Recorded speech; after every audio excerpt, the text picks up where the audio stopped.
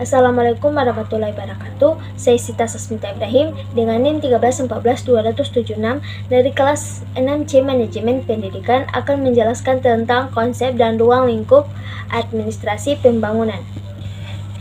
Ya, di sini kita akan menjelaskan tentang dua materi, yaitu konsep dan ruang lingkup administrasi pembangunan, dan yang kedua sejarah ilmu administrasi pembangunan. Konsep dan ruang lingkup administrasi pembangunan. Konsep administrasi pembangunan. Bagian A, pengertian administrasi pembangunan dan administrasi pembangunan. Pengertian administrasi dalam pemahaman yang luas dapat diartikan sebagai suatu kegiatan kerjasama, akan tetapi apabila administrasi dikaitkan dengan berbagai bidang dan hal yang lain seperti organisasi, manajemen, kebijakan, hubungan antar manusia, dan lain sebagainya, maka administrasi bisa memiliki arti yang lain lagi. Yang kedua, pembangunan. Pembangunan adalah proses perubahan yang direncanakan untuk memperbaiki berbagai aspek kehidupan masyarakat.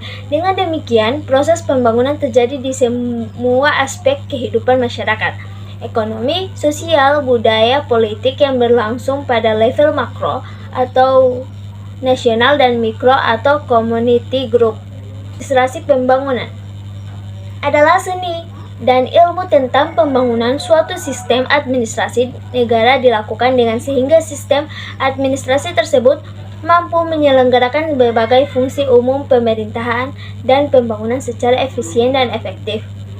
Administrasi dapat dikatakan sebagai salah satu cabang fokus dan administrasi publik atau administrasi negara. Menurut Sondang Pesiagian, pengertian administrasi pembangunan menurut Sondang Pesiagian adalah suatu usaha atau rangkaian usaha pertumbuhan dan perubahan terencana yang dilakukan secara sadar oleh suatu bangsa, negara, dan pemerintah menuju modernitas dalam rangka pembinaan bangsa. Fungsi administrasi pembangunan menurut Djoko Ramidojo ada 4 fungsi administrasi pembangunan, diantaranya adalah yang pertama kepemimpinan administrasi, yaitu karena terbagi dua, kepemimpinan inovatif dan administrasi pembangunan. Yang kedua, pendayagunaan kelembagaan. Organisasi-organisasi pemerintah diupayakan untuk melaksanakan dan meningkatkan pembangunan. Yang ketiga, pendayagunaan kepegawaian. Terbagi menjadi 3, pengadaan, pembinaan, pendidikan, dan latihan. Yang keempat, pendayagunaan ketatakelaksanaan. Bila dihubungkan dengan organisasi, maka disebut dengan masalah organisasi. Di tata laksana termaksud prosedur dan tata kerja. Tujuan administrasi pembangunan. Administrasi pembangunan mempunyai tujuan melaksanakan penyiapan, pengordinasian, perumusan kebijakan daerah, pengordinasian pelaksanaan tugas perangkat daerah, pemantauan dan evaluasi pelaksanaan kebijakan daerah di bidang penyusunan program dan pengendalian program serta evaluasi dan pelaporan. 2. Ruang lingkup administrasi pembangunan. Administrasi pembangunan menggunakan 2 fungsi, yaitu pembangunan administrasi dan administrasi pembangunan. Kedua fungsi tersebut saling melengkapi untuk menghasilkan suatu kebijakan. Partisipasi masyarakat diperlukan agar kebijakan tersebut bisa berhasil tercapailah perubahan ke arah modernisasi pembangunan bangsa dan pembangunan sosial. Dari sudut praktik, administrasi pembangunan merangkum 2 kegiatan besar dalam satu pengertian, yakni administrasi dan pembangunan. Dengan demikian, administrasi pembangunan memiliki nilai-nilai yang dikandung dalam administrasi dan pembangunan dengan paradigma sejalan. Saat menelaah administrasi pembangunan, ada 2 hal yang mendasar yang perlu dibedakan, yaitu administrasi bagi pembangunan dan pembangunan administrasi. B. Sejarah ilmu administrasi pembangunan.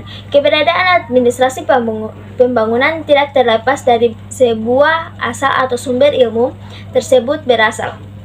Administrasi pembangunan menjadi wacana publik secara Perang Dunia Kedua usai.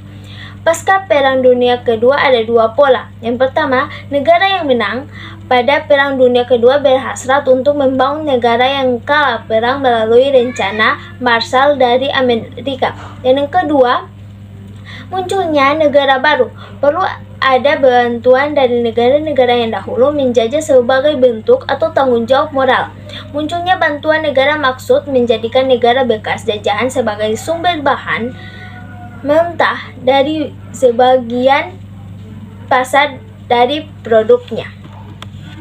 Menurut Hedi 1995, untuk kepentingan kajian mengenai pembangunan administrasi ada baiknya dipelajari gambaran wajah administrasi yang bersifat umum di negara berkembang. Tercapainya pembangunan suatu negara bukan hanya tanggung jawab administrasi pembangunan, namun ini merupakan kinerja bersama elemen masyarakat dan pemerintah. Karena makna luas dari negara itu sendiri merupakan hubungan antara pemerintah dan masyarakat.